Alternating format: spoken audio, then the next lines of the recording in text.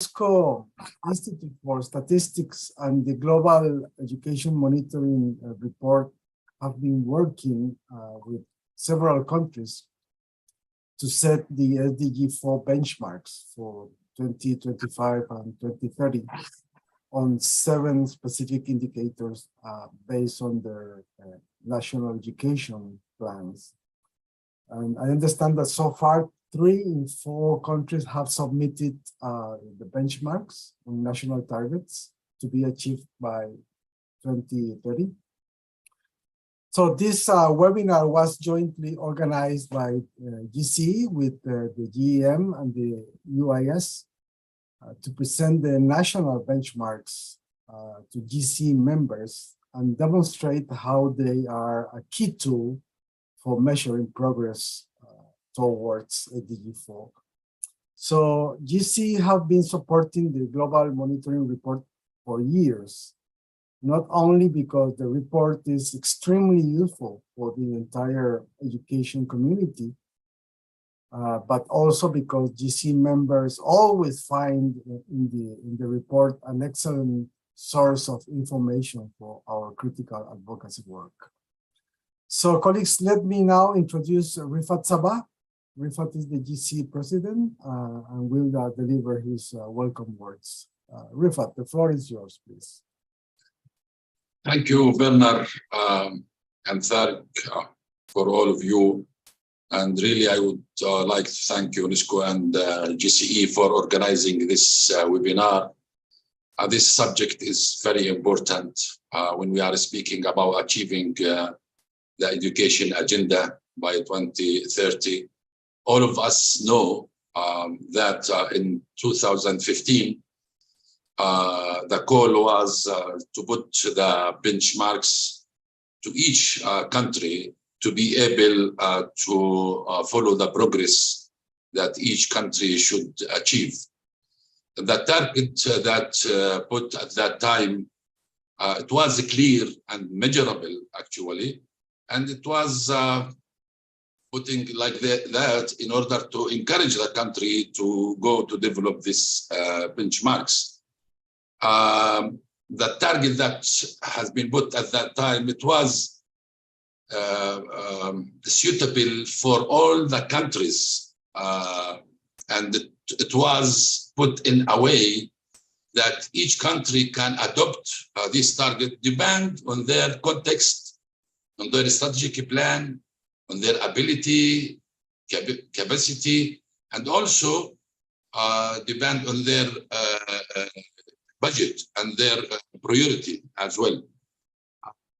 It was supposed that all the country to put in intermediate plan by 2025 for this benchmarks through a comprehensive participatory accountability process in their country. And at that time, we expected through these benchmarks, through key elements, which has been discussed at that time, that should be ambition, fairness, ownership for this, because the countries, as much as they feel that they own their progress and their development of the benchmarks as far as they can really go ahead, and also learning and accountability. We need now to renew our commitments through transforming education in such a world now. It's full of crisis, not just the pandemic. Look at the earthquakes in this area, in the Middle East, and in Turkey, and Syria, in Ukraine. It's much important than even before. This progress, it is not just, it will help the country to know the progress that they are doing regarding achieving the 2030 agenda, but also it will help the countries in order to put the policies that also can help them to overcome any crisis that maybe they face also to achieve the goals that they have it at the national level. So I think we have to encourage the people to put the benchmarks, because even the reports that we are working as UNESCO on it will help to have accurate reports, which should help the countries in order to develop their strategic plan, their evaluation reports, and their policies as well. I hope this webinar will also put us in all these challenges that we are facing while we are working in the benchmarks. Thank you for all, and welcome everyone in this webinar. Thank you so much, dear Rifat, for your kind words. And just let me quickly tell you that we have interpretation in English, French, Portuguese, Spanish, and Arabic. So you just need to pick on the globe and stay in the channel that you prefer. So today we have excellent speakers. We have Manos Antonini, who is the director of the Global Education Monitoring Report. And only Manos. Only Manos. Sylvia unfortunately cannot join. Only Manos. Yeah, Sylvia is ill, unfortunately. And then we have Nora Gonzalez, who is the national coordinator of the Agenda Ciudadana por la Educación from Costa Rica. We have the pleasure of having Abidin Olasupu from the Brain Builders Youth Development Initiative from Nigeria, and our dear colleague Kwame Pauline Jr., who is the national coordinator of the RIP EPT of Cote d'Ivoire. So we will continue now with a very short video that we would like to share with you on the benchmark processes. And after that, we will continue with Manos. So we can. When the Global Education Goal was set in 2015, countries were all at different starting points. Since then, 90% of countries have worked with UNESCO to set their own national targets for 2025 and 2030, called SDG4 benchmarks. The benchmarks are based on countries' education sector plans. For countries with no national targets already, they used past rates of change to help map them out. National benchmarks have already been set for the number of children that will access preschool and school by 2030, complete each level of their education, and achieve minimum learning proficiency in reading and mathematics. Benchmarks also cover gender parity, teachers' qualifications, and public financing of education. Benchmarks could be used to help translate the ambition for renewal at the Transforming Education Summit into concrete commitments from countries. Commitments on digital education could be monitored by tracking benchmarks on school connectivity. Commitments on greening education could be monitored by tracking whether schools are environmentally friendly. Each new flagship to emerge from the summit could be monitored in this way. This will provide critical accountability for the commitments set during the summit. It will help drive greater national ambition for achieving our common goals.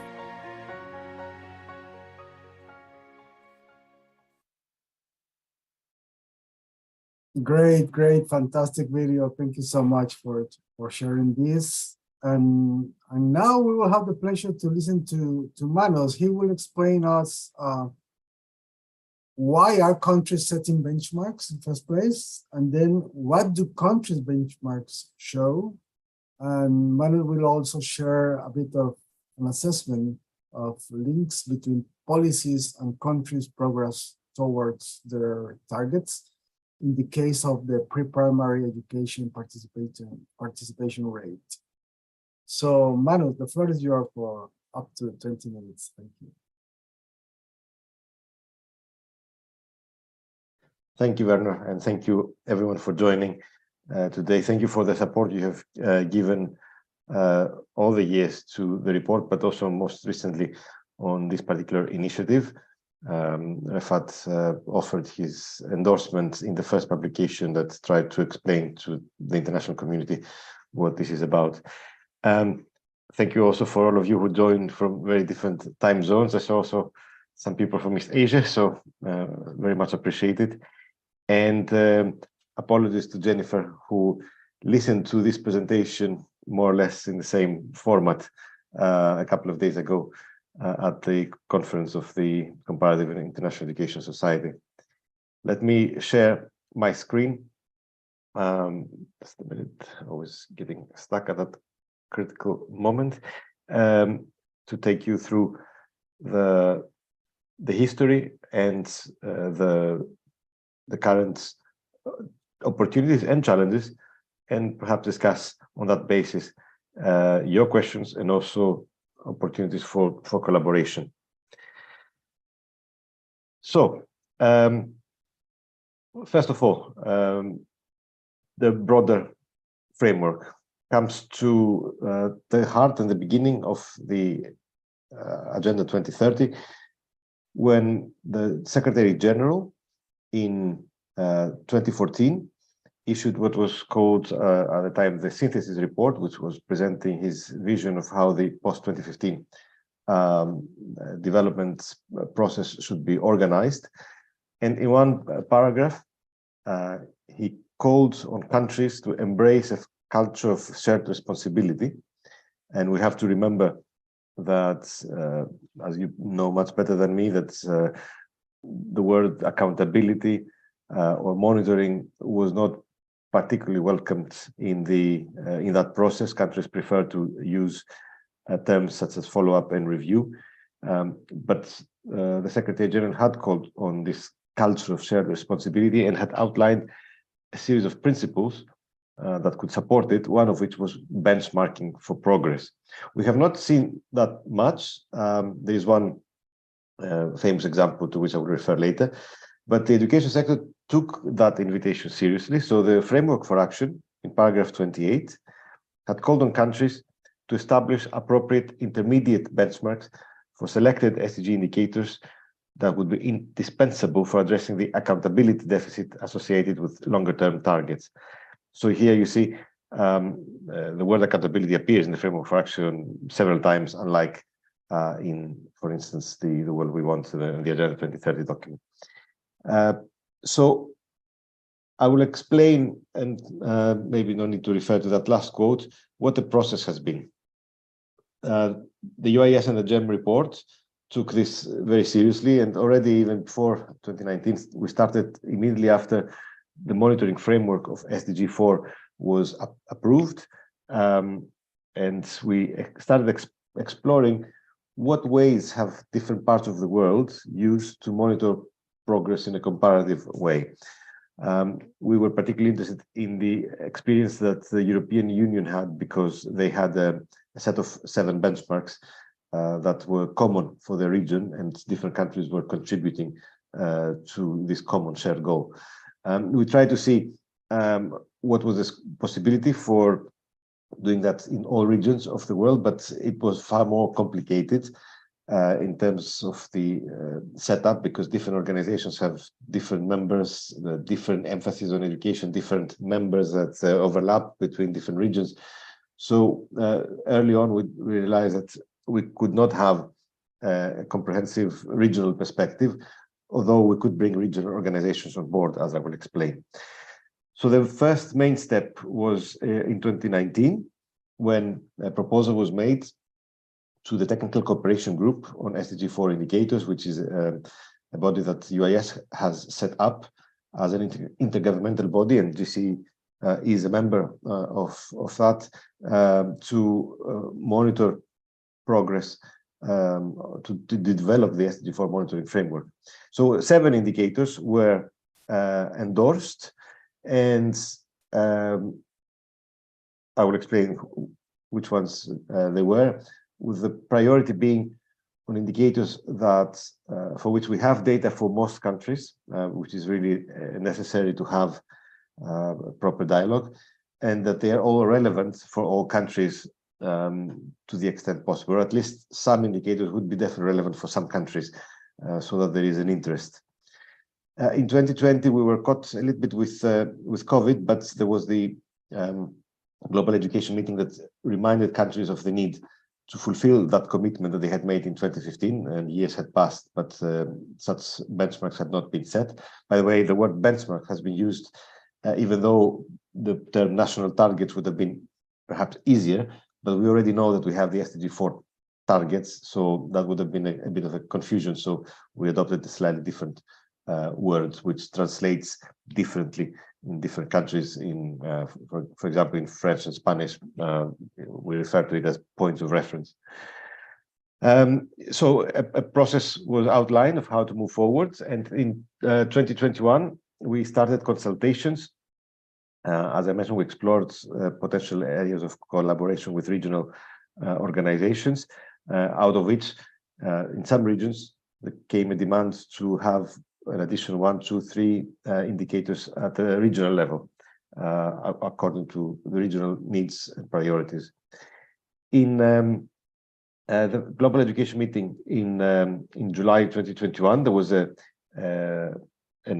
endorsement of that process, and the Assistant Director General for Education sent the first invitation to all ministers of education in early August, asking them to submit national targets for 2025 and 2030 in time for the General Conference of UNESCO.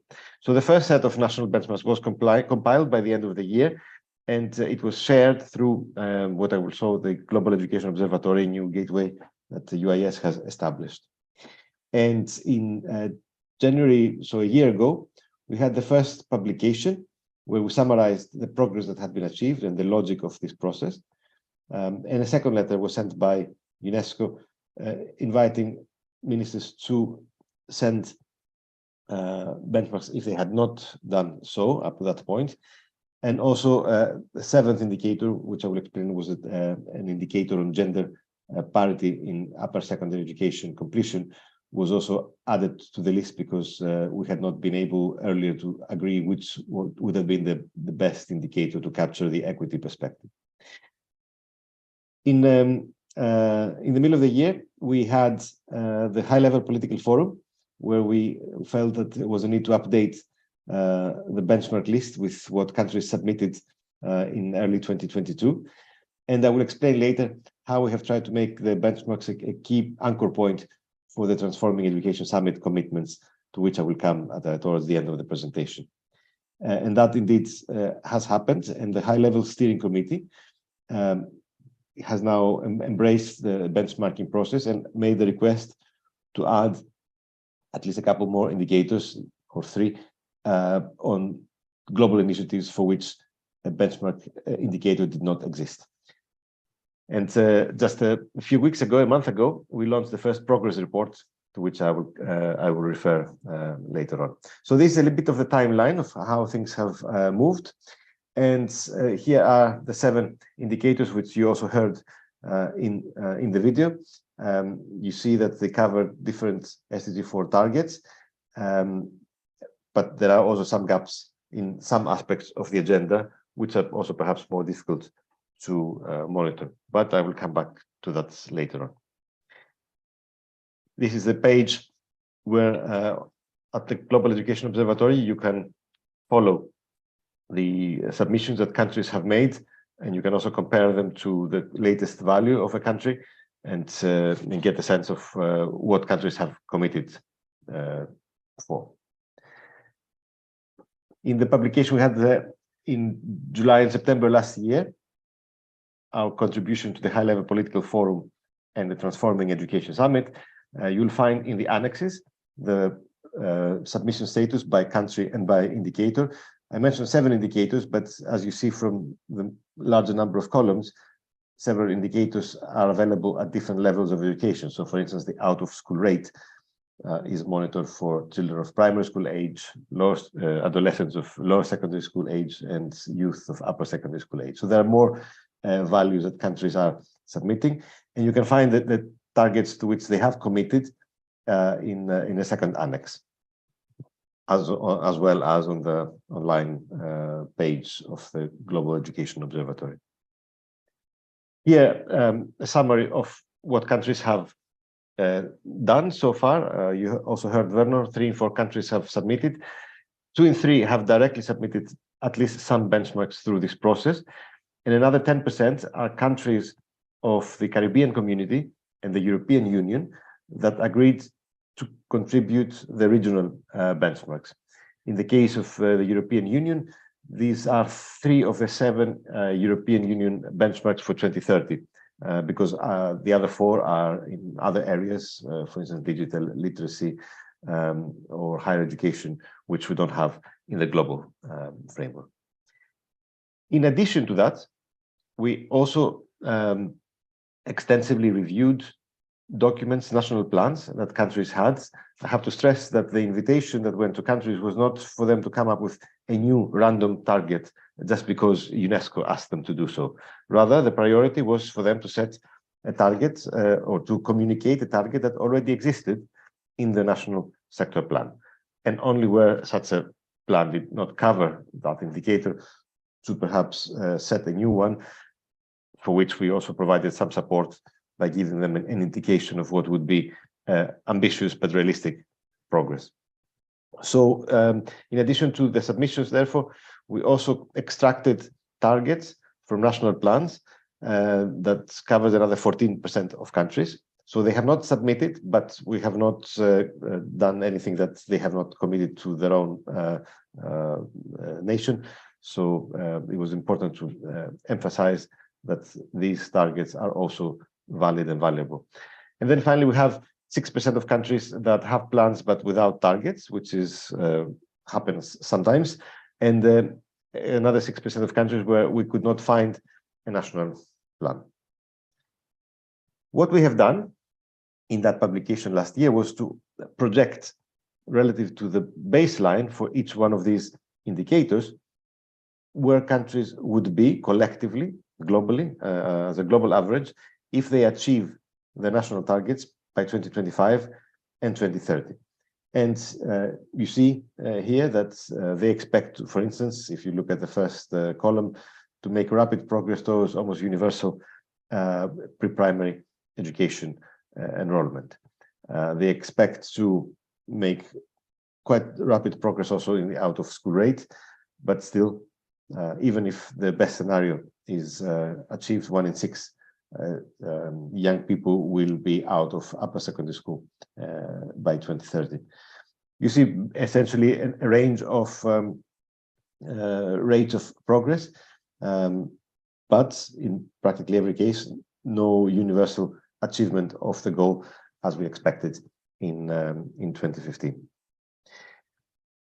As a support for those following this process, we also included an annex in the publication that was, as I mentioned, shared in July and September last year for the 2 major events of the summer, 12 country case studies showing how, so 2 per region, showing how they had engaged in the process, what were the steps that they had taken to agree these national targets, and how they were related to particular policies that are expressed in the sector plans or strategies.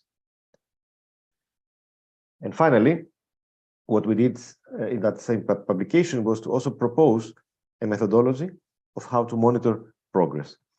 And as you see from the colors here, the dark blue represents a case where a country is highly likely to achieve its national target.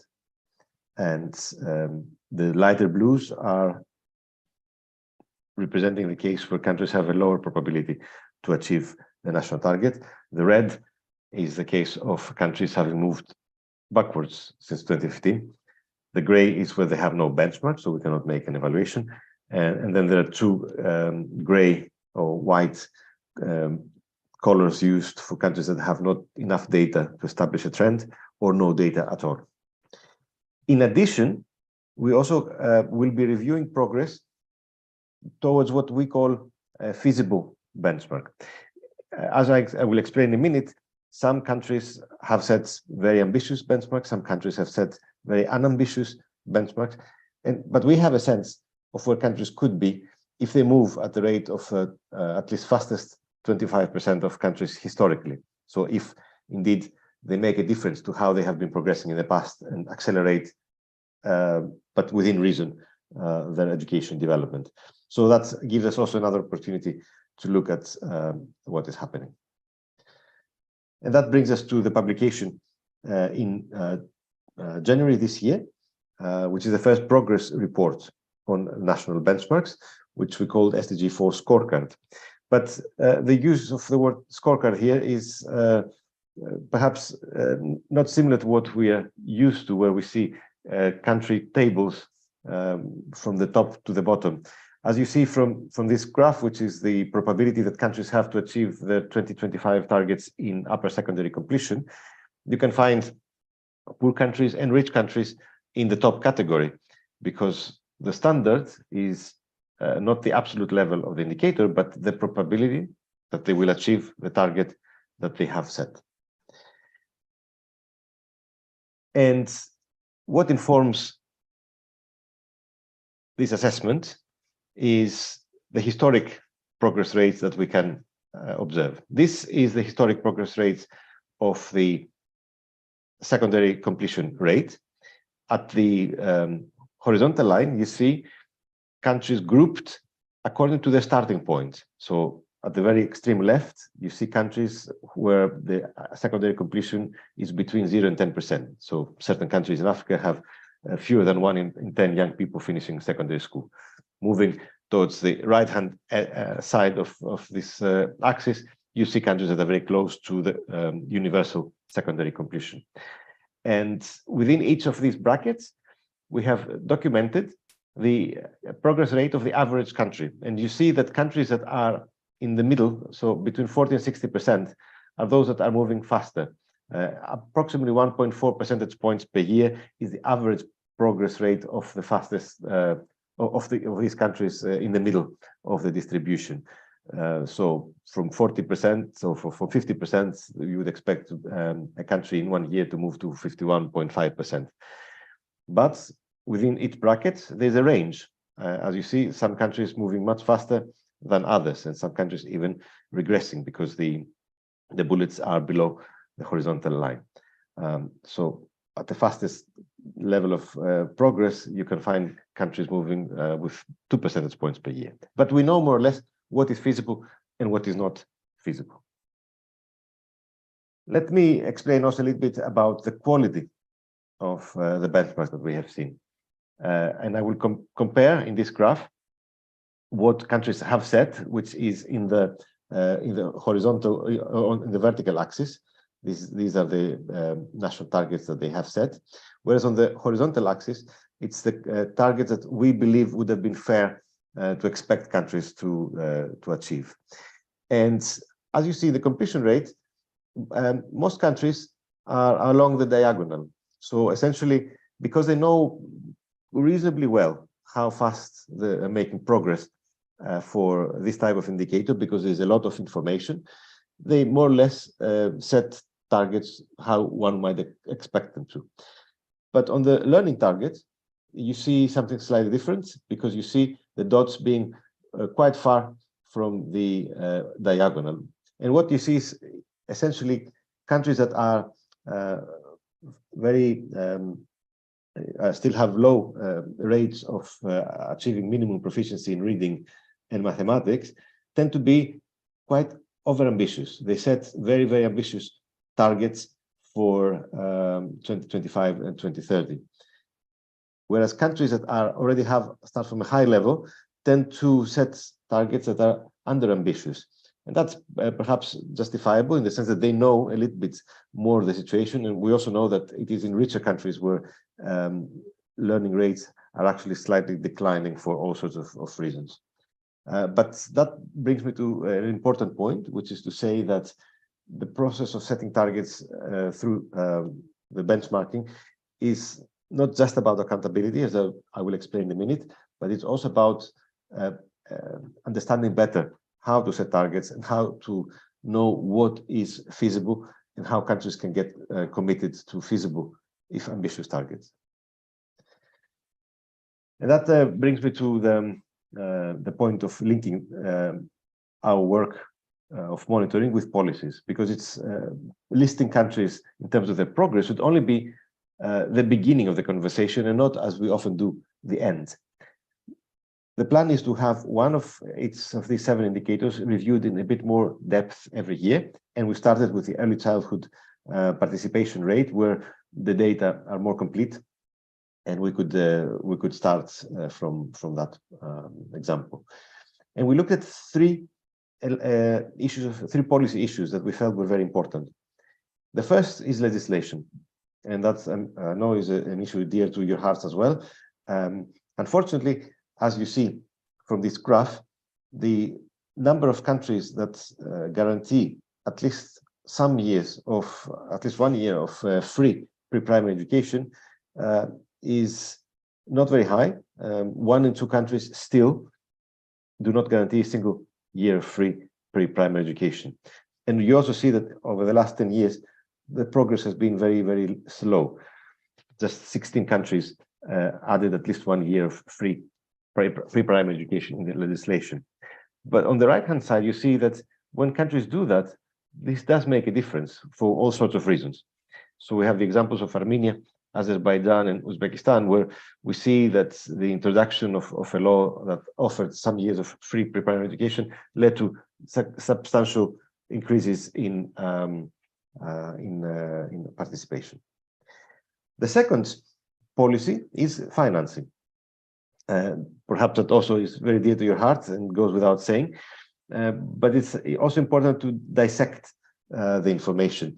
Here on the horizontal axis is the participation rate, and on the vertical axis you see the percentage of GDP that is allocated to pre-primary education.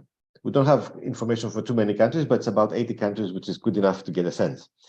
And when you see on the left-hand side the graph, there's not a clear association. But you have to remember that 4 in 10 children attend private preschools. So the public spending may not be clearly correlated with participation, considering that so many children attend private preschools. So if we only look at the percentage, the participation rate in public preschools, which is what we saw here on the right-hand side, you see a very clear link. The higher the spending, the higher the participation rate in public preschools. In fact, doubling spending from 0.25 to 0.50% of GDP is linked with the tripling of the participation rate from 20 to 60%. So that brings us to the third policy, which is regulation.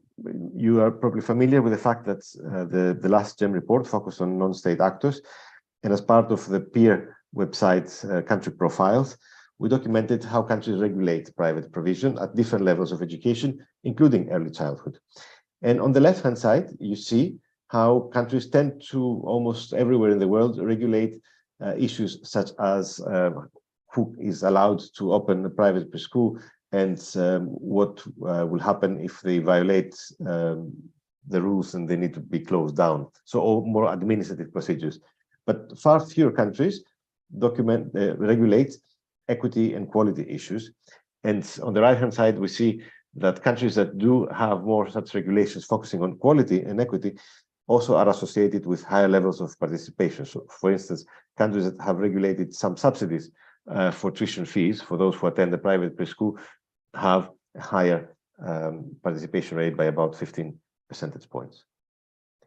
So let me come to perhaps the most important slide of this presentation, coming closer to the end. What is the purpose? And that, I think, I would like to draw your attention. Why have we done that? And as I said, it's not our initiative, it's just that we have tried to fulfill the commitment that countries made in 2015. The first is that this process helps define the contribution that each country is making to the global agenda. Essentially, and I mentioned earlier that there is another example globally, climate change has done that. Under the Paris Agreement, you may be familiar with the national determined contributions to achieve the common goal of 1.5 degrees, no more than 1.5 degrees increase in the temperature, to which different countries contribute in different ways according to their means and their initial conditions. While, of course, we don't have as much of a scientific basis for the targets that countries have set, at the same time, we have the opportunity to document what countries are prepared to do to achieve the global goal. The second is, as you have already seen from the scorecard, is to change completely the rules through which we monitor country progress by making this monitoring context specific. So each country is being evaluated on the basis of their probability to achieve the national targets. And the only expectation is to have countries set targets that are more ambitious than business as usual, but not to achieve the 100%, which we know historically is not possible, and therefore setting over-ambitious targets is actually diluting the focus of governments in achieving fast progress. The third is the opportunity, as you have probably gathered from what I mentioned, to link national, regional, and global education agendas. Often these three operate in parallel, and we have tried very hard to bring those closer together, and with your support to make that ever more clear to everyone concerned. The fourth is that while our monitoring framework is ambitious and has really focused attention to very important issues, at the same time, it is hard to expect all 43 indicators to be monitored by every country. That is and remains a big challenge. But by focusing on 7 indicators, which we try to monitor for every country, we can also draw attention to the data gaps that continue to exist in these areas, which, as you gather, are extremely important for every country. No country can plan ahead without having good information on all those, and yet still many do not. And that includes the national plans, which often lack targets. And we hope that the benchmarks introduces some discipline for all countries to set plans that have concrete targets. The final, and that brings me towards the end of my presentation, is the idea that any new initiative can be brought under the SDG4 umbrella, and we have a common process for monitoring progress if we really want to be serious about making commitments. And that brings us to the Transforming Education Summit, where, from our perspective, the UIS and the GEM report argued that we should have the benchmarking process as a foundation for monitoring, and that was acknowledged by the UN Secretary General in the vision statement at the test. And we called on countries through the high-level steering committee to set a small number of additional indicators linked to the global initiatives, added to the SDG4 list, and calling on countries to set national targets for them as well. What do we mean by that? Here you see the list of indicators, which on the second column, which were linked in one way or another to 4 of the 7 global initiatives that were introduced during the summit. But there are also 3 other initiatives, one on greening education, one on digital transformation, and one on youth participation, which is slightly outside the SDG4 framework because it's not covered clearly anywhere in the agenda, for which the high-level steering committee has now asked an indicator for each one to be added to the list. So we're currently, the digital transformation is fairly straightforward because the idea is to focus on school connectivity, which is not a perfect indicator, but at least it draws attention to one important aspect of this agenda. There's a process now to develop an indicator on greening education based on national curriculum and syllabi in different countries, showing the commitment in those texts to focus on climate change, environment, and sustainability. And there are also discussions starting now on youth participation. But that's I will leave you with that, and looking forward to your reactions, feedback, and questions, which I will be happy to answer. Thank you very much. Thank you very much, Manuel, for sharing this super interesting presentation. I imagine that there are a lot of questions, so colleagues, you can post your questions in the Q&A box, or at the end of the presentation, you can raise your hand and we can do it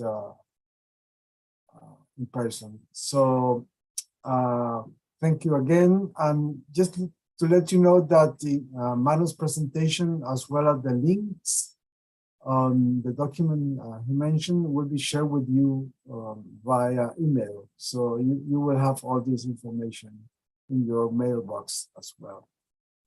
So let me now continue with some of the comments and reactions from our National Education Coalition's colleagues on this interesting presentation. So I will give the floor to Nora Gonzalez from the Agenda Ciudadana por la Educación of Costa Rica for your comments and reactions. And Nora, you have up to 10 minutes, please. Muchas gracias, Bernard. Un saludo cordial desde Costa Rica para todas las personas que están presentes hoy en esta sesión. La campaña latinoamericana por la educación, la CLAE, presenta sus aportes respecto del documento de la UNESCO, el informe del 2023 sobre los progresos nacionales del ODS 4, recientemente presentado, y que ha tenido un enfoque especial en lo que es primera infancia. Atendemos de esta forma, como sociedad civil, la solicitud que nos hicieron de señalar qué debemos hacer para cumplir las metas y para atender los resultados del informe. Partimos de una premisa. La diversidad en la constitución estructural de América Latina y el Caribe remite a identificar estrategias específicas para cada subregión.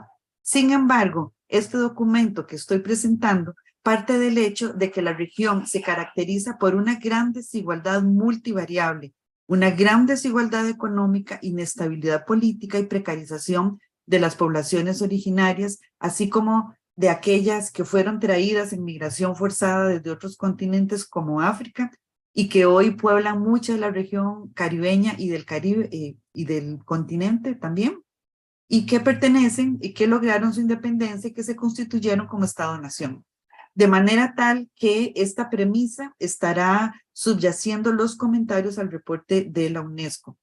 Las propuestas que presentamos responden a un resultado específico del informe referido a la evaluación del progreso y que refieren a su vez a las acciones de mejora propuestas en el documento de la UNESCO.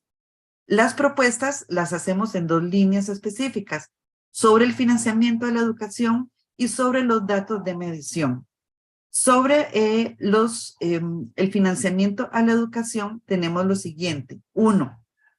Si bien la UNESCO definió como meta para el financiamiento de la educación una inversión por estado del 6% del Producto Interno Bruto y no inferior al 20% del presupuesto nacional en educación, este organismo debe avanzar a una nueva propuesta para los países de la región, para que con base en datos prospectivos de la situación socioeconómica actual de cada uno, se defina cuál debe ser el monto de estos rubros en cada país, partiendo siempre de la base mínima del 6% del Producto Interno Bruto y del 20% del presupuesto nacional como puntos de referencia. 2. El liderazgo de la UNESCO en la reactivación económica de la región es muy importante. Nuestra vulnerabilidad política y económica requiere de un liderazgo de la UNESCO para poner la educación como el centro de las prioridades económicas. De lo contrario, se seguirá trabajando en mantener las desigualdades estructurales. La agenda para América Latina y el Caribe debe contener dos prioridades: adecuación de los presupuestos y agendas nacionales a la educación como prioridad, y 2, la eliminación de la evasión y la elusión fiscal, gravando impuestos y generando impuestos progresivos a las grandes fortunas y a las grandes corporaciones transnacionales que están en nuestro continente. 3.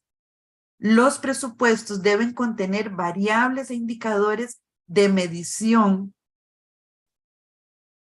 que permitan evaluar el grado de cumplimiento de las metas a mediano y largo plazo.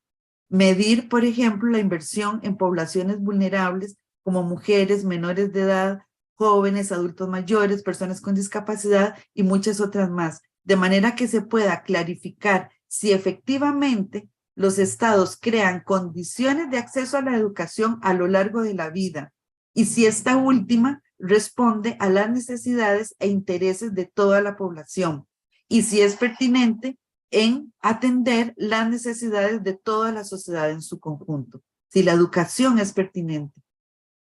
4. Prioritariamente, hoy se debe invertir en educación en primera infancia y preescolar para que en un plazo de 50 años aproximadamente se consoliden las condiciones que permitan un cambio estructural generacional en el acceso y fortalecimiento de las condiciones físicas y legales que le den seguridad jurídica a lo largo de los años. Esto suponiendo que la inversión en educación en la población, en la niñez actual, va a tener las condiciones incluso universitarias de educación. Con ello, se eliminarían significativamente las barreras de acceso por razones de discriminación negativa y multivariable que prevalecen hoy día en la región. Una consecuencia de ello es el fortalecimiento de la dignidad de casi el 80% de las personas de América Latina y el Caribe, además de fortalecer un continente que ofrecería mejores condiciones de vida, mejor distribución de la riqueza y también que pueda aportar más al desarrollo regional y mundial. El otro punto de observación al documento es sobre los datos en las metas educativas, la medición de las metas educativas. El primer aporte acá que hacemos es el siguiente. Los institutos nacionales de estadística y censo deben tener autonomía científica y autonomía política. Uno de los retos de la región es lograr la autonomía de las instancias públicas que recolectan información para generar datos estadísticos de la región y datos nacionales, obviamente, aportando a los solicitados por los organismos internacionales para medir el cumplimiento de las metas, pero aportando también en la medición de la realización efectiva del ejercicio del derecho que está implícito en cada una de las metas. Los indicadores del ODS4 para América Latina y el Caribe deben incluir indicadores de resultado, como mencionamos anteriormente, que permitan dar cuenta y medir el verdadero impacto y el compromiso de los estados en el cumplimiento de las metas.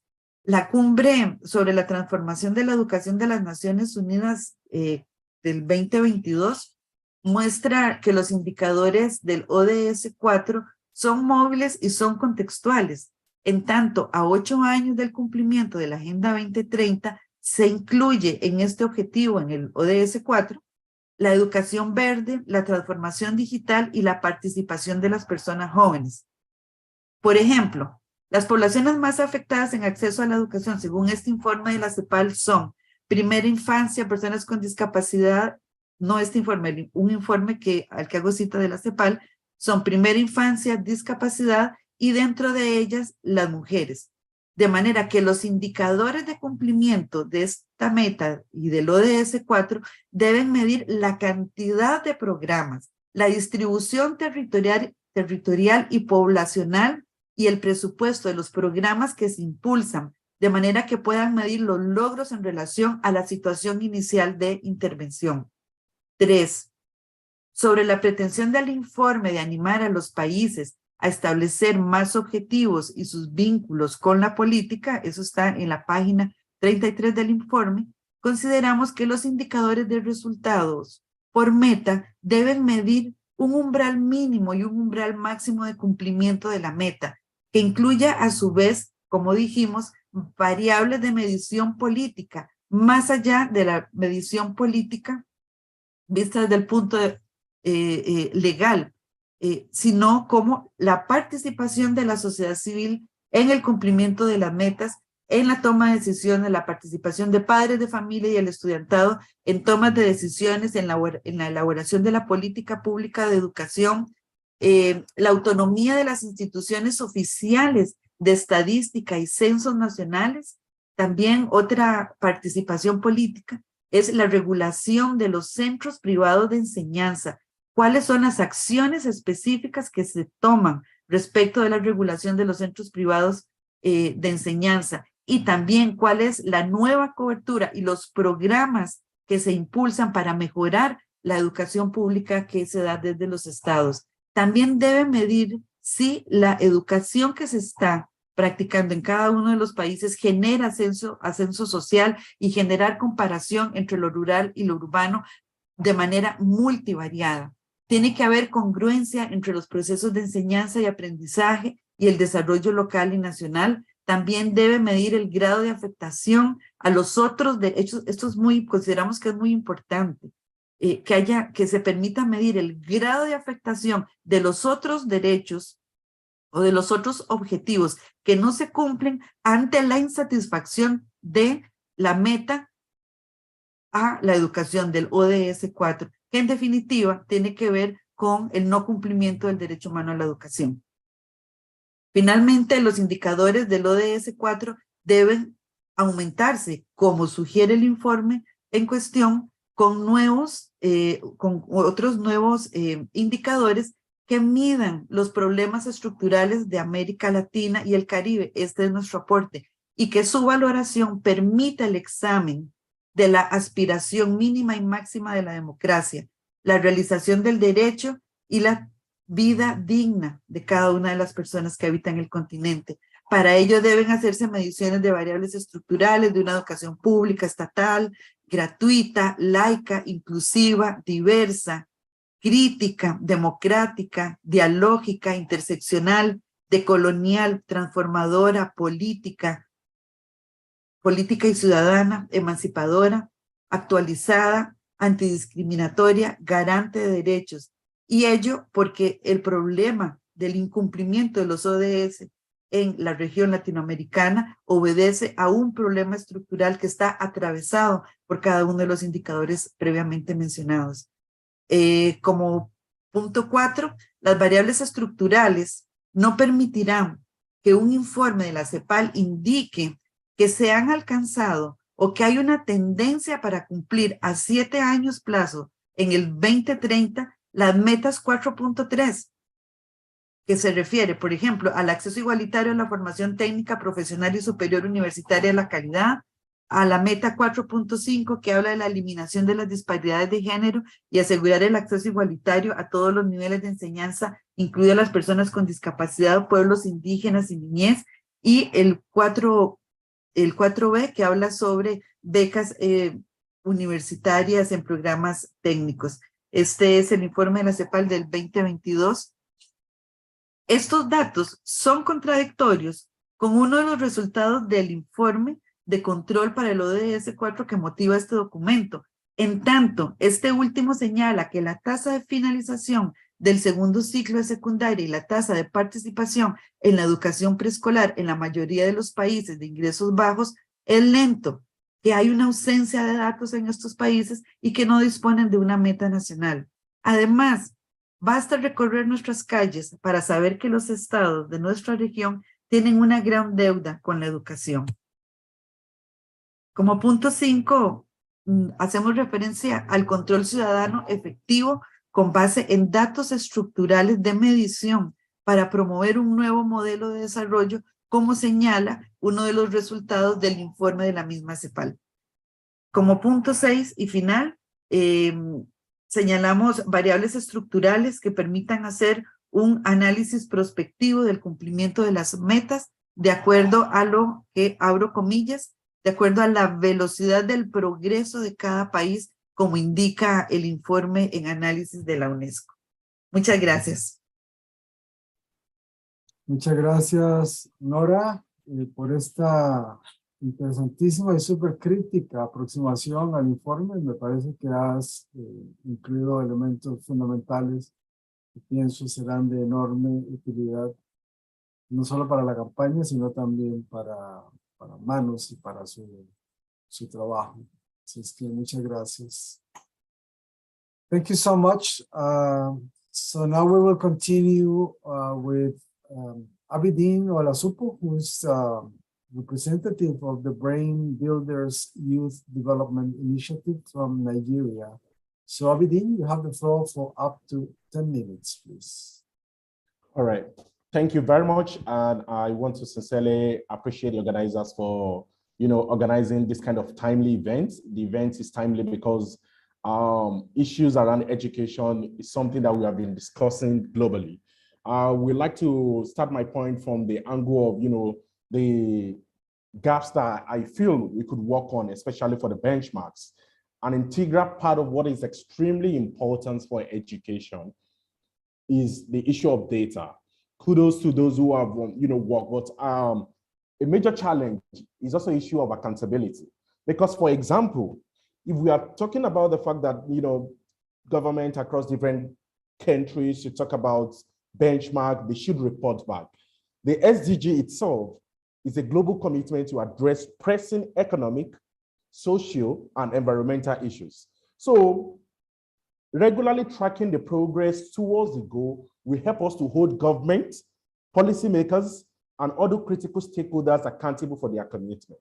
For example, if we are transparent about, what we have been able to achieve, that will, give us an opportunity, even as researchers, as coalition of civil society organization on education, as young person, as students, to be able to know where exactly are we and where are we going to. So accountability and transparency in terms of, reporting the progress towards SDG4, we enable citizens to monitor their government action and make them to hold them accountable. I've seen some questions related to that in the chat box as well. And that's why, my contribution is starting on that note as well. An integral part of the benchmark actually with, addressing issues around connectivity. Through the support from the Global Campaign for Education in Nigeria, we are currently working on a project that extract using data and localized methodology of translating these materials into local languages to advocate for connectivity in grassroots community. I know you will quite agree with me that COVID-19 made us see the lacuna in our education structure, especially in the developing countries. So issues around internet connectivity is one of the major challenges that we are having, especially in sub-Saharan Africa down here. So Nigeria as a case study itself, we still have a lot of community here that does not really have internet penetration. So it brings us to the aspect of education technology. So if we're talking education technology, if you are talking about learning online, so that of course, learners and educators will not really miss classes or will be able to compete bravely among their peers. An issue of connectivity is still something that, government budgetary provision or allocation has not really been increased. Then it brings us back to the issue of how transparent are we about some of these commitments. And that's the reason why, as advocates, we need to be afraid that, the SDG4 benchmark should not be like what we call the Paris Agreement, because every year we all go to the Conference of Parties to talk about issues around green economy, issue around climate change, education, yet the greatest polluter of the atmosphere are not really, in tune with the promise and the commitment that they have made. So in terms of connectivity, we launch what we call the issue brief, the fact sheet, and a research that talks about the weaknesses. So when all government agencies, policymakers, private sector, traditional rulers, religious leaders, actors like civil society organization, youth campaigners come together to, channel available resources towards right path, and each partners coming from the transparency angle by telling us what exactly the weaknesses are. That's why I'm impressed about, the benchmark, because it doesn't just really x-ray as well what we want to address as well. There are some weaknesses, especially in terms of data. So how exactly, from the advocacy point of view, can we ensure that, this is really achievable? One of the best methodology that I'm going to be proposing is, localization of solution. For example, that person in the grassroots community, how does that person knows about the benchmark that we're talking about? The person who could not speak English. Can we start translating some of these things into local language so that we turn them as advocates as well? It shouldn't be all about Olasupo Abidin that could speak English or that knows how to analyze data analysis. It should be about those people who will not have opportunity to be in Paris, to be at the United Nations General Assembly as well. It should be activating the last goal of the SDG, which has to do with the leaving no one behind, which takes me to the power of collaboration. So an integral part of the question is, if we are saying we should advocate for implementation, for monitoring and evaluation, how about advocates that are not even, having the capacity to advocate rightly? So it brings me to the subject of capacity development. So if we want to talk about advocacy, we need to talk about developing the capacity of young people, the youth, the students, and the civil society organization. It is when they have been empowered with the appropriate tool. Like, of course, special thanks to the Global Campaigns for Education for giving young person like me a platform. There was a particular research that was conducted on connectivity, on internet penetration around education technology. As a young person, because of the knowledge that we have been empowered with, we are able to demystify and democratize that document. The document is now in the hands of people who ordinarily would never have expected that that will be carried along. I'm talking about traditional ruler. I'm talking about tank criers. I'm talking about religious leaders. I'm talking about roadside market people as well. When we integrate these people, when we bring them together, when we make them know that, of course, education cannot wait, and education is extremely important. You know, our advocacy at different regional and national and international platform will continue to see the light of the day because they will see it as their own as well. Another integral part of my recommendation will be the use of radio in local community. I'm talking about grassroots community because many a times we do not really take them into cognizance when we are, you know, making a draft of some of these benchmark. And of course, there's a need for us as well to see how as advocates at country level, we could create what we call SDG4 benchmark tracker. What I mean by that is this, for example, as Nigeria, we have more than 20 million children out of school, which is really, really disturbing and appalling and embarrassing. So what exactly is, it's not just enough for government to say, oh, we have this data and this is what we are doing. How are you doing it? Can we have background, can we be able to do background check to see how you have been able to achieve the reduction in the number of out of school children? Then if you have been able to do that as well, can you open the data? Because if the data is not open, which brings us back to the issue of transparency and accountability, it will not be useful for me as an advocate to use. It will not be useful for an academic researcher to write research. It will not be even useful for, you know, private establishment to provide intervention support projects to assist and complement the effort of the government.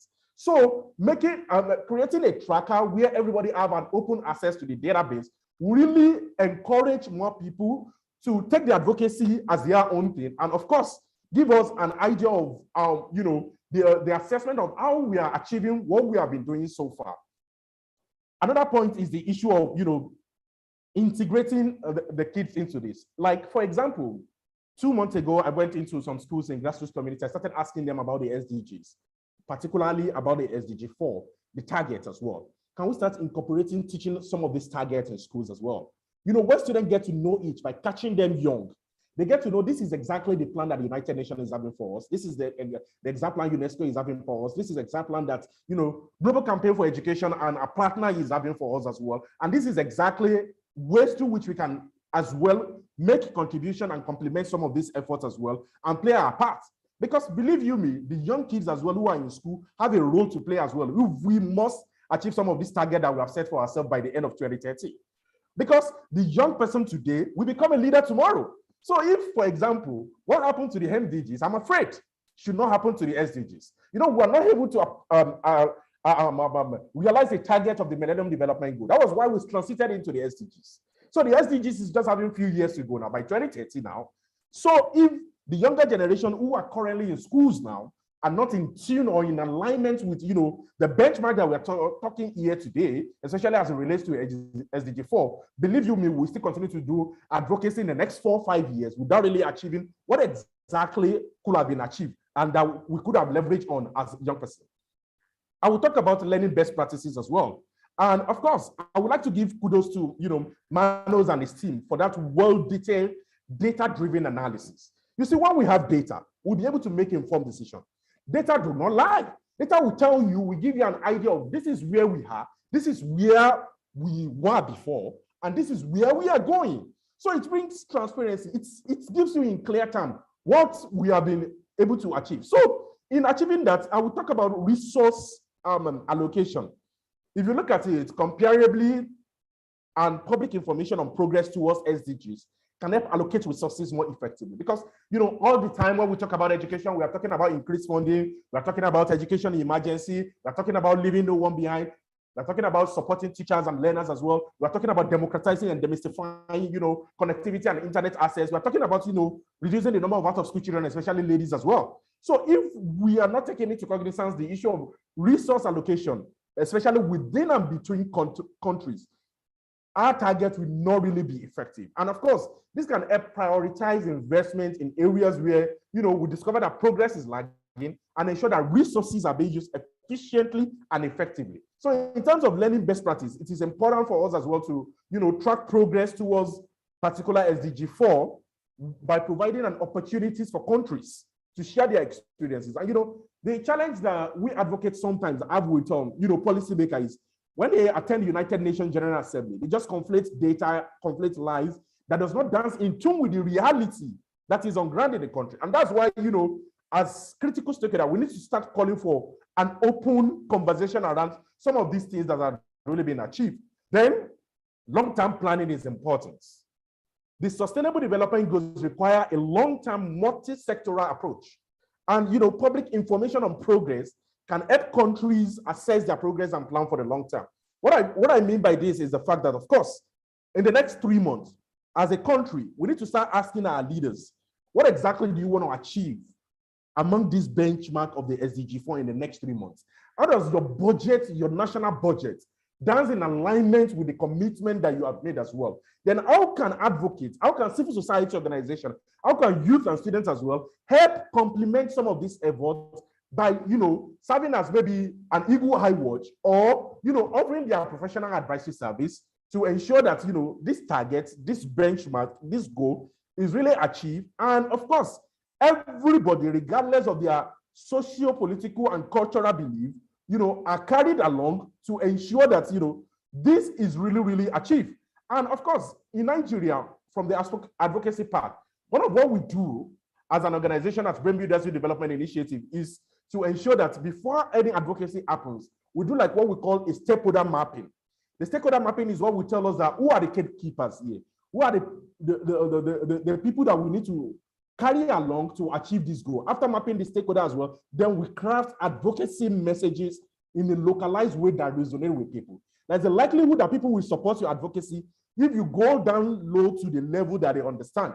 So talking about issues around early childhood education attendance, the out of school rate, the completion rate, the gender gap in completion rate, the minimum proficiency rate in reading and mathematics, issues around trained teachers and public education expenditure, which are some of the SDG4 benchmarking indicators, will not really be realized if those who ought to be at the table are not at that table. And that's the reason why, of course, I'll be concluding my speech by ensuring that we advocate for young people to be at the decision-making table, especially when issues around, SDG is important. I'm appealing to other organizations as well to borrow or take a lead from the Global Campaign for Education as well, to integrate youth and student constituency into their planning and organogram of the organization. And as well, talk about the seemingly absence of, funding for some of these youth and student-led initiatives. Because it's not just enough for us to say, oh, we want to advocate. As little as commitment looks like in terms of funding, if it's available, advocacy will really achieve the targets that we want it to achieve if young people are supported not only by funds, but by human capacity development in terms of training, and of course by mentorship. So I will conclude my speech by saying, of course, education cannot wait. And of course, education should be a fundamental human right of everybody, regardless of, the socio-political or cultural belief, regardless of, the tendency in the country. And the onus lie on us as, practitioners in these sectors to take the bull by the horn, make a decision to stay committed to achieving the national SDG benchmark, and in our own little way as well, monitoring content-specific as we relate to the countries, and make sure that, the issue of data as far as reporting is concerned is, made public. And we continue to review. This kind of conversation and engagement should not just be a one-off. I'm hoping that in the next 3 months as well, we'll come back again to say what has really worked in your own context, in your own country. Can we learn from how you have done yours in terms of localizing it? And of course, what can we integrate into our own country to make sure that, of course, SDG4 is really, really achieved? So thank you once again for the opportunity. Thank you very much, Abidin, for your important remarks, critical remarks on data availability and adaptability as well. GC is working hard to include youth in all our spaces. Currently, GC has a youth representation in our governance bodies as well.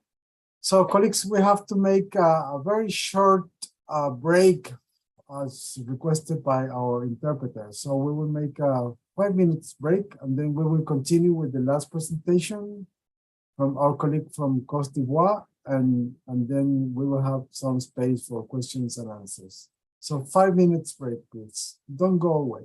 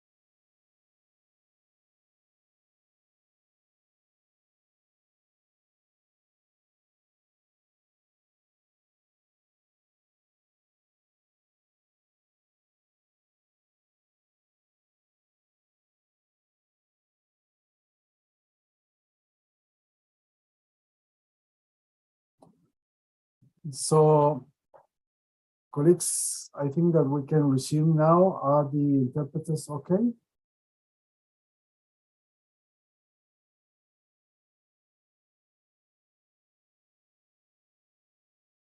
Just give me a sign if we can continue. Yes, Panay, you can go. You can go Thank ahead. you so Sorry, much. my Thank you so apologies. much. I was on Okay, mute. colleagues. So we have 15 minutes left for this session. So I will request our dear colleague, Kwame Pauline Jr. from the National Coalition of Côte d'Ivoire to make your presentation. If you can leave 5 to 7 minutes. De faire sa présentation. Oui, bonjour. Je suis Kwame Paulin Junior, le coordonnateur du réseau ivoirien pour la promotion de l'éducation pour tous. Je vais donc vous parler un peu de l'expérience de la Côte d'Ivoire, de notre coalition relativement donc au suivi donc de la mise en œuvre donc du plan sectoriel et plus largement donc à l'état des lieux en ce qui concerne donc l'atteinte des cibles de l'ODD4. Il faut dire que cette activité-là, nous l'avons démarrée depuis 2017, véritablement, après justement l'adoption du plan sectoriel 2016-2025 donc de la Côte d'Ivoire. Et le processus, il est tout à fait, on va dire, inclusif. Nous avons donc fait en sorte de pouvoir inclure le maximum d'organisations qui sont membres de notre coalition, évidemment, à travers les comités régionaux qui sont donc dans les régions. Nous avons donc 15 comités régionaux dans 15 régions de la Côte d'Ivoire. Et ce sont ces comités-là, avec donc toutes les organisations qui ont, de manière consensuelle, donc, retenu les indicateurs clés qu'il fallait donc suivre. Globalement, on peut dire que nous avons travaillé sur les questions d'accès, d'inclusion et de qualité. On a donc ciblé les 4.1, 4.3, 4.6 par exemple, que nous avons donc depuis lors essayé donc de regarder de près. Et chemin faisant, pour être plus efficace, nous avons mis en place donc un outil de collecte de données en ligne. Et cette collecte-là se fait donc de manière locale, au niveau local. Et il y a donc une remontée justement d'informations et données vers le niveau central d'ici, donc la capitale Abidjan. Et cette collecte de données-là nous permet d'organiser une rencontre que nous avons donc intitulée donc la pré-revue, qui est donc un moment où nous nous retrouvons et nous passons donc au peigne fin donc toutes les données collectées et nous produisons au cours donc de cette pré-revue-là donc 2 rapports. Un rapport donc de suivi de la mise en œuvre du plan sectoriel 2016-2025 et puis un second rapport donc de suivi de la mise en œuvre donc des indicateurs donc de l'ODD4. Il faut dire que quand nous finissons ce travail de production donc, de rapport-là, nous servons donc d'espace disponible pour pouvoir donc faire les plaidoyers, ventiler donc le contenu donc de ces rapports-là, les conclusions, on va dire. Par exemple, nous avons donc les réunions mensuelles du groupe local des partenaires. Nous sommes membres du groupe local des partenaires. Nous avons donc les rencontres face à face, donc B2B avec donc les ministères sectoriels. Nous avons la revue sectorielle annuelle. Il faut dire que notre coalition donc, est la seule organisation de la société civile qui prend, on va dire, la parole et qui présente donc son travail, son suivi que nous avons donc pu faire chaque année. Nous avons aussi, lors des semaines mondiales d'action, nous profitons de ces rencontres-là pour échanger au niveau donc, des régions avec les autorités politiques et administratives sur donc, les conclusions, pour faire aussi des plaidoyers. Et puis, évidemment, donc, au niveau de ANCFA, lors donc, des forums panafricains, nous essayons donc, de présenter donc, ces conclusions-là. Et qu'est-ce qu'on peut retenir depuis lors que nous faisons donc, ce suivi-là? Qu'est-ce qui marche bien, on va dire? Qu'est-ce qui est sur la bonne voie en termes d'indicateurs? La chose qu'il faut signaler, c'est la très bonne collaboration qui existe justement entre notre coalition et les autorités donc, éducatives. Il faut dire qu'il y a une très bonne collaboration, il y a une très bonne entente. Les choses sont facilitées. Nous avons donc la possibilité de pouvoir sillonner donc un certain nombre de localités, établissements, etc. pour donc collecter les données. Ça, c'est vraiment à signaler. La deuxième des choses, c'est au niveau donc des indicateurs. Il faut dire qu'à ce niveau-là, la Côte d'Ivoire depuis une dizaine d'années, produit ce qu'on appelle donc les indicateurs du système scolaire. Et donc, chaque année, la Côte d'Ivoire, le ministère donc, produit donc des données qui permettent de pouvoir voir à leur niveau comment les choses évoluent. Mais il faut signaler que nous ne prenons pas forcément en compte ces indicateurs-là. Nous donnons donc les moyens de nous-mêmes collecter des données de terrain aussi et les confronter à ces indicateurs-là collectés par le ministère sectoriel. Ensuite, il y a la question de l'accès. Il faut dire qu'au niveau de l'accès, il y a eu quand même beaucoup d'efforts qui ont été fournis aujourd'hui, en dépit du fait que la natalité donc, est importante en Côte d'Ivoire, mais il faut dire que de nombreux efforts ont été faits pour qu'il y ait beaucoup d'établissements au niveau du primaire, du secondaire, pour prendre donc en charge donc, les enfants qui doivent aller donc à l'école. Donc, au niveau de l'accès, il y a une bonne évolution. Autre chose qui est sur la bonne voie, le financement. Il faut reconnaître que les financements en Côte d'Ivoire sont importants, même s'il demeure toujours des efforts à faire, mais on constate que d'année en année, ces financements-là sont importants. Autre chose qui est sur la bonne voie, c'est l'égalité des sexes. En Côte d'Ivoire, par exemple, au niveau du préscolaire, les données que nous avons pu obtenir ça et là, et avec donc les données donc, du ministère, on constate qu'au préscolaire, il y a légèrement un peu plus de filles que de garçons. Au niveau du primaire, nous sommes pratiquement donc à une égalité. Quand vous voyez donc les dernières données, on a pratiquement donc un indice de 1 au niveau du primaire. Au niveau du secondaire 1 et du secondaire 2, là, les choses ne sont pas encore acquises, mais on sent une évolution, une progression. Il y a, on va dire, donc, majoritairement des garçons plus que des filles dans le secondaire 1 et le secondaire 2, ainsi qu'au supérieur. Et donc, à ce niveau-là, même si les choses évoluent, mais on sent qu'il va falloir faire beaucoup d'efforts. Ça, c'est ce qui marche, ce qui est bien. Maintenant, qu'est-ce qui est amélioré, qu'est-ce qui n'est pas bien, qu'est-ce qui est mitigé? Nous avons la question de la qualité des apprentissages. Il faut dire qu'aujourd'hui, en Côte d'Ivoire, les données statistiques et les données d'évaluation qui ont été donc menées indiquent qu'on a un souci à nous faire au niveau donc de l'apprentissage. Les enfants n'apprennent pas, ils ne retiennent pas, en tout cas, ce qui est indiqué par les dernières statistiques. Il y a aussi la question de l'inclusion, justement, par rapport donc aux enfants à besoins spécifiques, les enfants handicapés. À ce niveau-là, nous avons un retard considérable en Côte d'Ivoire. Comme exemple, on pourrait vous dire, par exemple, qu'il y a seulement que 2 écoles dédiées spécifiquement donc, aux enfants handicapés, avec donc 2 types de handicaps, pas tous les handicaps. Vous avez donc les handicaps sensoriels, une seule école qui a à peine 150 places. Pour le handicap donc, visuel, une seule école aussi, dans la même zone, à peu près 150 places. Donc, véritablement, la question de l'inclusion se pose avec acuité en Côte d'Ivoire. Autre défi à relever, la question de l'insertion.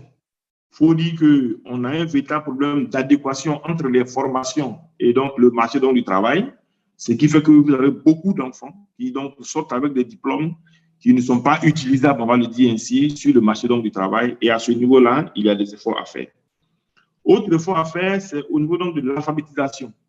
À ce niveau-là, toutes les stratégies et tous les engagements pris n'ont pas été suivis véritablement donc, des faits. Et aujourd'hui, le débat donc, est en cours de pouvoir mettre donc, le bouchée double afin que, au niveau donc, de l'alphabétisation, les choses donc, puissent évoluer. Autre chose qu'il faut donc revoir aussi, c'est la gouvernance. En Côte d'Ivoire, on a un véritable problème de gouvernance parce que la redevabilité n'est pas encore ancrée donc, dans les pratiques des uns et des autres. Ce qui fait qu'il y a beaucoup de gaspillage, beaucoup de déperdition. Ne serait-ce que, par exemple, dans le cadre de la gestion des ressources humaines, à ce niveau-là, il y a énormément de choses à faire parce qu'il y a véritablement beaucoup de déperdition. Il n'y a pas une gestion efficiente, par exemple, des ressources humaines. Il y en a de même aussi pour les ressources financières. À ce niveau-là, les données que nous avons pu collecter l'indiquent. Ensuite, qu'est-ce qu'on peut, on va dire, proposer, vu donc les expériences de terrain, comme indicateur nouveau? Nous pensons qu'il va falloir regarder de près la question de la gouvernance. Il faudra, on va dire, élaborer des des indicateurs liés donc à la gouvernance, parce que c'est un élément important. Au niveau du changement climatique, le constat en Côte d'Ivoire que nous avons pu faire, c'est que nous avons deux types de phénomènes qui perturbent le système scolaire. Il y a les pluies qui, par moment, donc, créent l'inondation dans certaines écoles, on ne peut pas donc accéder à ces écoles-là. Il y a aussi les vents, il y a de grands vents dans certaines parties donc, de la Côte d'Ivoire, où vous avez souvent des écoles qui perdent donc leur toiture, etc. Et donc, nous pensons qu'à ce niveau aussi, il faudrait qu'on puisse regarder la question des indicateurs. Par exemple, on pourrait regarder la question donc, de l'existence d'un plan de contingence.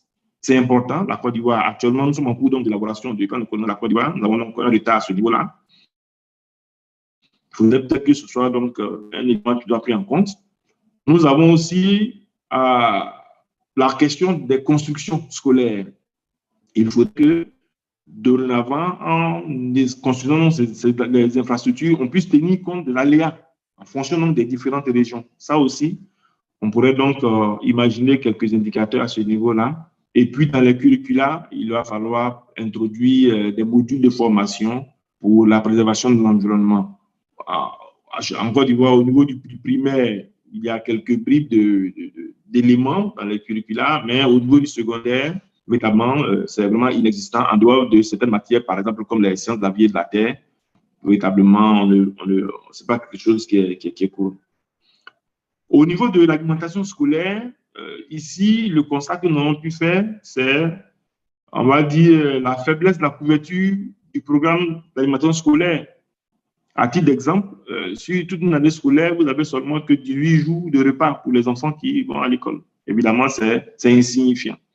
Et donc, à ce niveau-là, il y a notamment une faiblesse et puis la malnutrition, les enfants qui n'arrivent pas donc à bien se nourrir. Tout ceci implique, on va dire, donc, des abandons scolaires, des enfants qui ne vont plus à l'école parce que, bon, évidemment, on n'arrive pas à avoir donc, le minimum en termes donc, de nourriture. Et donc, à ce niveau-là, l'idée serait, par exemple, d'instaurer un indicateur lié à l'instauration de cantines d'alimentation dans des établissements à travers des coopératives. Voilà. On pourrait, par exemple, imaginer des coopératives dans les établissements scolaires pour prendre en charge donc, cette question-là. Au niveau de la connectivité des écoles numériques, le constat ici, c'est la couverture Internet qui n'est pas accessible à tous, évidemment. Dans les grandes villes, dans les zones urbaines, on va dire véritablement donc une bonne couverture, mais dans les zones, dans les localités reculées, le problème donc se pose et donc il va falloir regarder à ce niveau-là. Ensuite, il y a la faiblesse, on va dire, du nombre d'enseignants qualifiés, formés, compétents justement pour gestion d'éthique dans l'enseignement. À ce niveau-là, il y a aussi donc des efforts à faire. Et puis, beaucoup d'écoles, beaucoup d'établissements ne disposent pas donc de ça multimédia. Et donc, on pourrait imaginer, comme en termes d'éducateur, regarder la question donc, de l'existence d'une politique de TIC dans l'éducation, et puis voir aussi la question donc, des salles multimédia, de la couverture réseau, et aussi donc de la connexion au niveau donc, des parents, des foyers, des familles. Est-ce qu'à ce niveau-là, les choses donc, vont dans le bon sens? Voici un peu de manière ramassée ce que je tenais donc à dire comme contribution. Je vous remercie. Thank you so much, dear Kwame and Pauline, for this super useful comments and for your contribution. Now, quickly, let me go to Manos. Manu has already seen your questions in the question box. And Manos, so I would like to ask you to comment on these questions, please. Thank you. Yes, thank you, colleagues, so much for the feedback. And also for the questions. I think my colleague Kate has responded to some of those.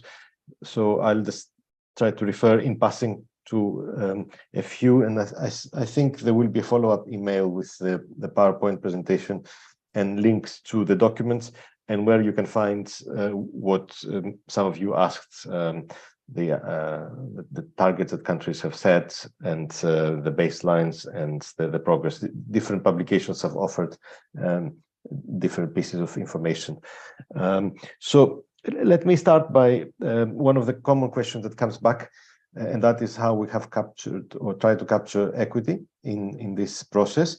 That's not very easy, as you probably heard me saying. I was saying that the equity indicator in fact came later. Although we had agreed there would be 7 indicators of which one would be on equity, it took us longer to debate how we could do that. And you have to remember that we're talking about global comparison, and it is very difficult to make global comparisons on equity indicators because how every country defines even simple things like urban and rural differs, and that makes comparisons perhaps less meaningful between countries. So for those of you who are keen for particular comparisons, please don't forget that we're working on the global level, trying to make sense of trends and progress at the global level. There are issues that are highly relevant for individual countries, and that's something you can continue pushing for your governments to report on progress towards issues such as, for instance, disability. There has been some progress on disability tracking in recent years with common questions that countries increasingly take on, but so far we don't have enough coverage, and this really has to be global coverage in order for us to feature it at this level. So that's a general point on equity. In terms of the question on statistical, no, there was another request about adding more indicators. First of all, you maybe saw already that we have 7 indicators, and in principle, this is the maximum that countries can put up with at a global process. And remember, it's not just 7, because several of those are disaggregated at different levels of education. So there are some difficult decisions that need to be made, and we believe that we have tried to do, to the extent possible, indicators, and that was not even our decision, it was by consensus with countries that that are relevant for every country. Yes, there is the potential of perhaps having an indicator on higher education, or I don't know, any other level of education, perhaps not scholarships, which was mentioned, but then we have to take something out in order to replace, because the attention span of countries and the opportunity to provide information on all of those is limited, and every small change requires a major communication effort, which is not easy. So my key message is, let's work with these 7. I think we all agree that they are relevant for all countries. I don't think anyone disagrees that any of these 7 is not a relevant indicator. And let's focus the joint efforts, and that's where we would really like to call on your support, to go back to countries that have not participated so far, or have participated but have not provided targets for any particular indicator, and let's advocate for them to do so. I think that's my main message for this presentation is, let's work together. You can find in the annex of the scorecard which countries have submitted benchmarks, and where there are gaps, let's find a way to work together to get all countries and all governments to provide these missing national targets. I think that's the #1 priority. Let's get this process working, and in the future we can see how we can improve it. Remember, by the way, that the gender gap indicator, which is the only equity-oriented indicator, is the one where countries have hesitated most to set a target, and that in itself says a lot. Countries are not used to set targets for equity. They found it strange. They find it difficult to accept that they cannot achieve parity, and therefore they have been very reluctant to set a target that would be perhaps not look good for them. So that's a key message of how difficult it is to set targets. So let's appreciate the progress that we've made, that now there is at least one request for countries to focus on equity. Localization, and there were these nice contributions. I think the Cote d'Ivoire example was particularly relevant. Use these mechanisms that are there, that you have been participating in, the joint sector reviews or the consultations for plans when they get updated, to pass this message, to ensure that national, regional, and global are connected. We, from our side, are trying the best possible to include civil society in some of these decisions. And of course, you are represented at the high-level steering committee, and you remember you're part of the decision to have indicators on climate change and on school connectivity. So I think that probably covers most of what I would like to say. Please go through the materials that we will share, reflect, and let's come up with a plan how we can both get countries to submit national targets where they have not done so, and where we started reporting progress, to organize advocacy campaigns for countries that are really moving very slowly, and understand, is this because they set a very unrealistic target, or is it because really levels of progress are very slow? And let's target campaigns and joint actions in that direction. That's essentially the whole point of this process and effort, and without your support, we will not be able to make it happen. So we're open to suggestions for the way forward in that respect. Thank you. Thank you so much, dear Manuel, for your comments on these questions. As you said, we will provide both the presentation and the materials that Kate Linkins, and thank you, Kate, for all your support that you have provided. So I think that with this, we will need to finish our webinar. But before that, let me also tell you that on the 28th, we will be also having another webinar on the education financing observatory results of the pilot process. So you are all invited to attend this webinar, which is obviously linked with all this follow-up process that we have addressed today. So I don't see Rifat. Rifat, are you here? He seems to have dropped. Yeah. So with this, I think that we have come to an end for this webinar.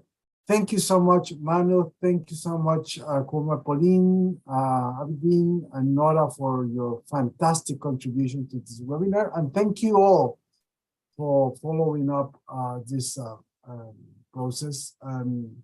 Until the next time, bye-bye for now, and thank you again. Take care, colleagues. Have a great day. Thank you so much. Bye. Gracias.